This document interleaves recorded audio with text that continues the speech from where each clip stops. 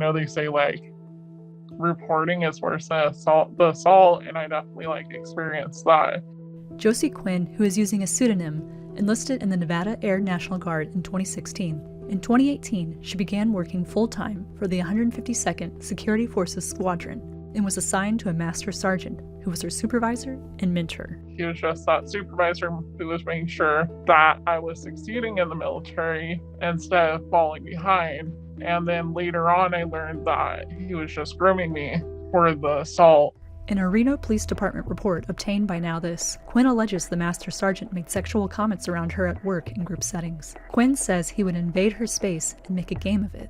He also texted pictures of himself to Quinn, she says. In June 2019, basically, that's when everything changed. Quinn says the Master Sergeant raped her multiple times in several locations. The assaults basically continued until November of 2019, where basically the reason I reported by that time frame was because he took me all the way across state lines, and I just knew that I was going to die.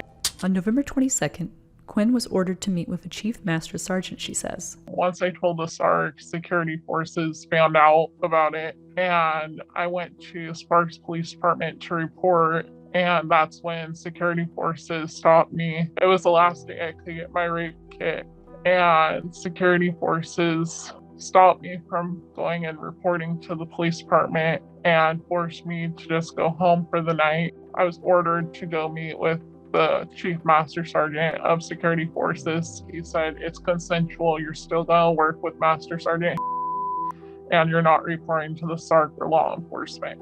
And then from there, the retaliation just escalated and got worse. I had my commander say that if I wanted the retaliation to stop, I had to end my case, and the retaliation would just go away if I ended my case. Basically, I was going to take a gun to my head and end my life because the retaliation and how they didn't care and how they just wanted to blame me for everything.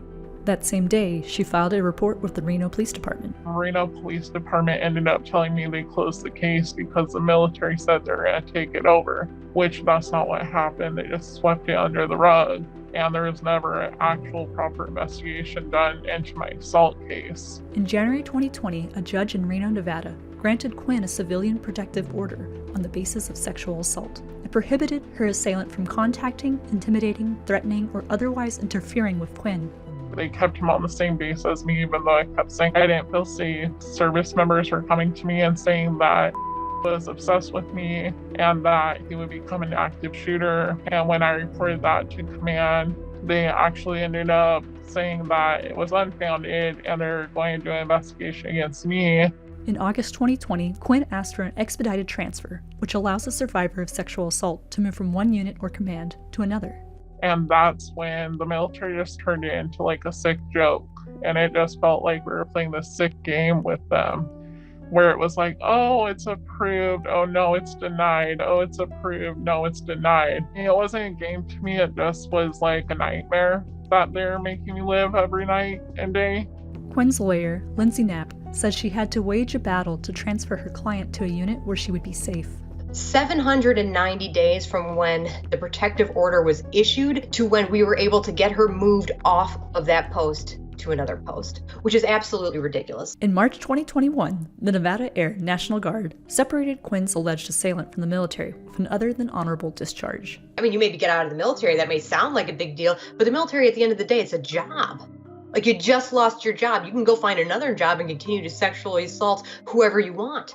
And arguably the perpetrator in this action, there were reports that he had sexually assaulted others, so my client wasn't the first. 634 reports of sexual assault were made to the National Guard in fiscal year 2020. This is a nearly 4.5% increase from fiscal year 2019. Unit commanders cannot conduct internal investigations into sexual assault allegations, nor can they delay reaching out to the appropriate authorities. It's not that the military can't do this. Nevada National Guard had a stake in my client and wanted to keep her quiet. They wanted to maintain the status quo. They didn't want to expose that they had been allowing one of their service members to just assault people within their ranks We're launching this campaign called hashtag Red, White, and Bruised. And we're calling for all of these investigations, the passage of legislation, the removal of folks from their positions, accountability, and all of that, because our survivors are so important and their stories matter. I would like command to be fired, and then I want a proper investigation done into my case and to get my assailant in jail. Like, the public needs to realize too is that command covers for these serial predators. Well, guess where they're going after the military? Back into our society. On April 12, 2022, a spokesperson for the Nevada National Guard replied to NowThis' request for comment. Regulations applicable to the Nevada National Guard require all unrestricted reports of sexual assault be referred to the appropriate civilian law enforcement organization and the Sexual Assault Response Coordinator. In this case, the Reno Police Department conducted an extensive investigation that led to the drafting of a 633-page report 2 years ago. 6 other law enforcement agencies also investigated this case back in 2019 and 2020. None of the agencies involved found the requisite probable cause to press charges against the accused party. The spokesperson told NowThis that on November 22, 2019, the SARC accompanied the accuser to the Reno Police Department to file a police report. A formal military protective order was immediately issued to indefinitely remove the accused airman from work, pending the outcome of the investigation. The spokesperson also said the Nevada National Guard requested a review of the investigation from the National Guard Bureau Office of Complex Investigations. They said OCI concluded on November 30, 2020, that RPD led the most extensive report into an allegation of sexual assault this office has ever been presented for review. They declined to investigate further. On April 13, 2022, a spokesperson for the Reno Police Department replied to NowThis' request for comment. A very thorough investigation was completed, and no probable cause for any crimes was found to have been committed within the Reno city limits.